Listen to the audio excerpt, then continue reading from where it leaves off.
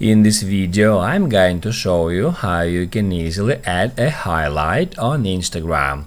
Be sure to watch the video to the very end so you don't make any mistakes, and of course do not forget to like this video and subscribe to my channel. Thanks guys. So let's get started, and first off, open up Instagram app and then go to your profile.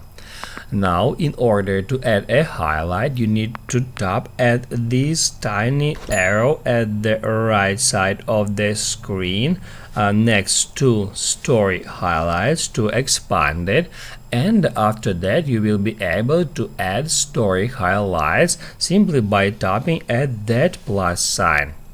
After that, it will come up with all your archived stories, and you will be able to add any stories to the highlights simply by check marking them, just like that, and then just hit add next, and all you have to do now is just name this highlight, and also we can change the cover, so we can just hit add edit cover, and then we can choose a cover from any story, just like that.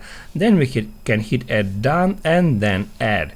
What that will do, that will add that highlight to our profile. Also, it allows us to turn our highlight into a reel. We can tap add try it or not now. That's how you can easily add a highlight to your Instagram profile.